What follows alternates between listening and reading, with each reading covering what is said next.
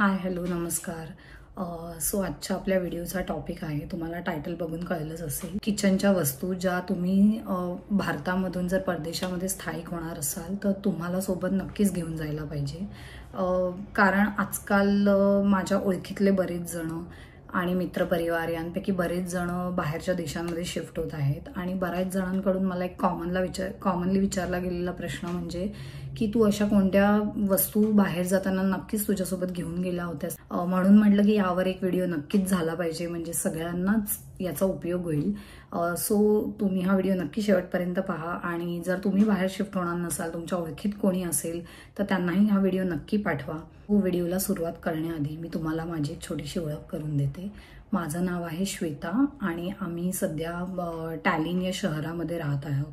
So हे शहर Estonia या युरोपमधल्या एका देशाची राजधानी आहे आणि आम्ही रिसेंटली इथे शिफ्ट झालेलो आहोत. आणि या देशातले छान छान ट्रॅव्हल व्लॉग्स, लाईफस्टाईल असे छान छान व्हिडिओज मी या चॅनलवरती अपलोड करत असते. ऑलरेडी मी काही व्हिडिओज आणि शॉर्ट्स अपलोड केले आहेत. तुम्ही आत्तापर्यंत ते पाहिले नसेल तर जरूर पहा आणि आवडल्यास व्हिडिओला लाईक आणि चॅनलला सबस्क्राईब करायला विसरू नका. पहिली वस्तू आहे असा एक मसाल्यांचा डबा. तुम्ही इथे बघू शकता.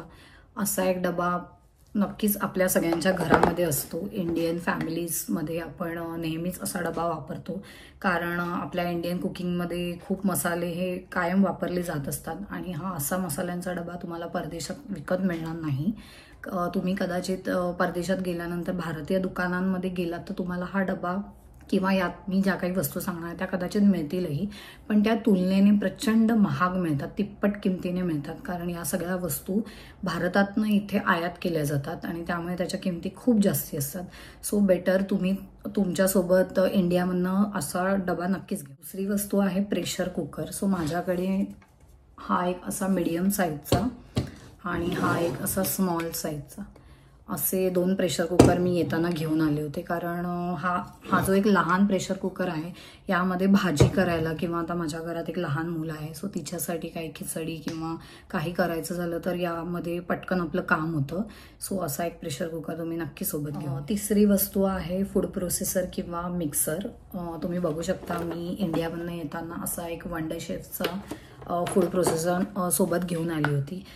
कारण होतं काय, ज्या वेळेला तुम्ही परदेशात येता तेव्हा इकडे कोणत्याही प्रकारचे हाऊस हेल्प आपल्याला अवेलेबल नसते, जसं की सगळ्यांनाच माहिती आहे. सो या फूड प्रोसेसरमध्ये कटिंगचं किंवा स्लायझिंग किंवा जे डो मेकिंग आहे, जे आपण कणिक मळतो, ही सगळी कामं विदिन सेकंड्स खूप पटकन याच्यामध्ये होतात.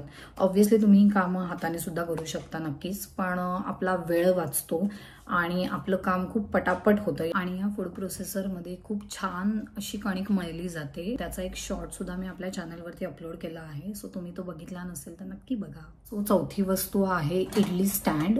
तुम्ही बघू शकता इकडे मी माझ्यासोबत येताना असा एक इडली स्टँड मी भारतावरून सोबतच घेऊन आले होते.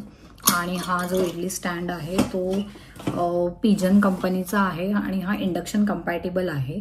आणि तुम्ही मी आता जी भांडी सांगते ती विकत घेताना तुम्ही हे नक्की चेक करा की त्या सगळ्या वस्तू इंडक्शनवरती तुम्हाला जाणार आहेत का. बिकॉज आपल्या भारतासारख्या इकडे प्रत्येक घरांमध्ये गॅस अवेलेबल नसतो, तुम्हाला इंडक्शन वापरावा लागतो. सो म्हणून ही सगळी भांडी इंडक्शन कंपॅटेबल असणं खूप गरजेचं आहे.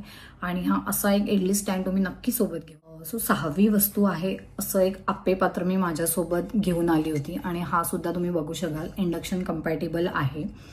सो तुम्ही इडली स्टँड किंवा आप्पे पात्र दोघांपैकी एक घेऊन येऊ शकता. हा घेऊन येणं अगदीच ऑप्शनल आहे, पण हा आणला तुम्ही तर दरवेळेला तुम्हाला इडली पात्र मोठं घ्या आणि त्याच्यामध्ये एवढं सगळं लावा, एवढं करत बसायची गरज नाही. ब्रेकफास्टसाठी पटकन आप्पे बनवले की लगेच काम होतं यामध्ये. तर 7वी आणि शेवटची वस्तू आहे असा एक इलेक्ट्रिक कुकर.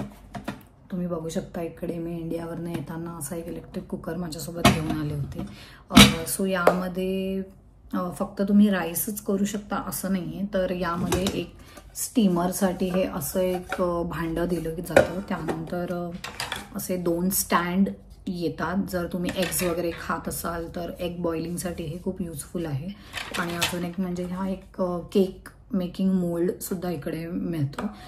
तर हा तुम्ही जर कुठे फिरायला जाणार असाल, परदेशात आल्यानंतर खूप मोठ्या ट्रिपसाठी जाणार असाल तर Airbnb वगैरे आपण घेतो किंवा हॉटेल जरी तुम्ही घेतलं असेल तर तुम्ही हा एक घेऊन गेलात आणि तुमच्यासोबत लहान मूल असेल किंवा तुम्हाला प्रत्येक वेळेला बाहेरचं खायचं नसेल तर तुम्ही तुमच्या रूममध्ये जस्ट पाणी टाकून यात राईस केला किंवा एग्स बॉईल केले तर पटकन तुमचं डिनरचं जे काही काम आहे ते पटकन होतं. सो असा एक इलेक्ट्रिक राईस कुकर तुम्ही नक्की सोबत ठेवा. आणि या वस्तूंव्यतिरिक्त तुमच्याकडे काही वस्तूंची लिस्ट किंवा रिकमेंडेशन्स असतील ज्या आपण भारतातून परदेशात ट्रॅव्हल करताना सोबत नक्की ठेवायला हव्या तर त्या वस्तूंची लिस्ट कमेंटमध्ये नक्की सांगा. आणि आजचा आपला व्हिडिओ कसा वाटला हेही जरूर कळवा. आणि व्हिडिओ आवडल्यास व्हिडिओला लाईक आणि चॅनलला सबस्क्राईब करायला विसरू नका. बाय.